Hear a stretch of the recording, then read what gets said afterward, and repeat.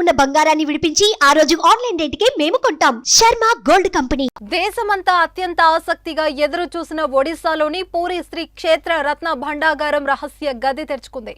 దాదాపు 46 ఏళ్ల తర్వాత ఆదివారం మధ్యాహ్నం ఆ రహస్య గది తలుపును తెరిచారు ప్రత్యేక కమిటీ సభ్యులు. ఈ మేరకు ఒడిశా సీఎం కార్యాలయం ప్రకటించింది. అయితే ఈ ప్రక్రియకు ముందు రత్న భండాగారం తిరిగి తెరిచేందుకు అనుమతి కోరే అజ్ఞ అనే పూజ కార్యక్రమాన్ని నిర్వహించారు. జస్టిస్ బిశ్వనాథరథ్ అధ్యక్షతన ఏర్పాటు చేసిన కమిటీ సభ్యులు ఈ ప్రక్రియకు సంబంధించిన పూజలు పూర్తి చేసి గది తలుపులను తెరిచారు. 46 ఏళ్ల తర్వాత రహస్య గదిని తెరవనుండటం వల్ల లోపల నాగుపాములు వంటి భారీ విష సర్పాలు ఉంటాయనే అనుమానంతో ముందు జాగ్రత్తలు తీసుకొని మరీ లోపలికి వెళ్లారు. అయితే రత్న భండాగారాన్ని ఓపెన్ చేసే క్రమంలో పూరి ఎస్పీ పినాక్ మిశ్రా తీవ్ర అస్వస్థకు గురయ్యారు.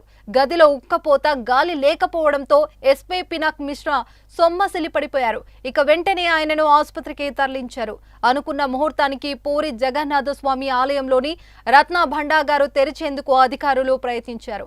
ఇక రెండవ ద్వారం తాళం మొరాయించడంతో కాస్త ఆలస్యమైంది. చివరకు అతి కష్టంతో డోర్లను ఓపెన్ చేసి లోపలికి వెళ్లారు. ఈ క్రమంలో ఎస్పీ పినాక్ మిశ్రాకు ఊపిరి ఆడకపోవడంతో సొమ్మసిలి పడిపోయారు.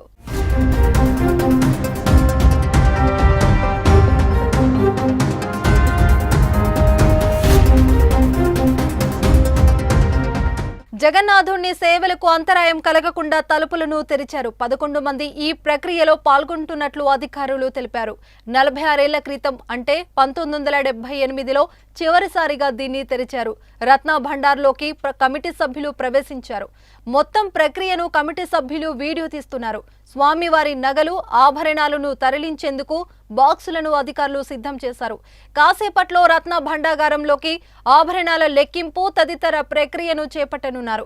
ఇక జగన్నాథుని రత్న భండాగారాన్ని చివరిసారిగా 1978లో లెక్కించారు.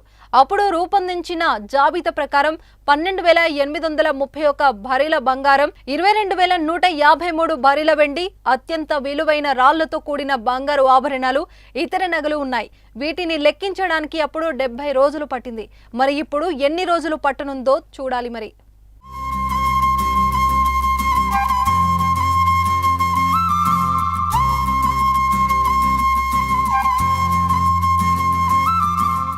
సుమన్ టీవీలో మీ పర్సనల్ అండ్ బిజినెస్ ప్రమోషన్స్ కోసం కింది నెంబర్కి కాంటాక్ట్ చేయండి.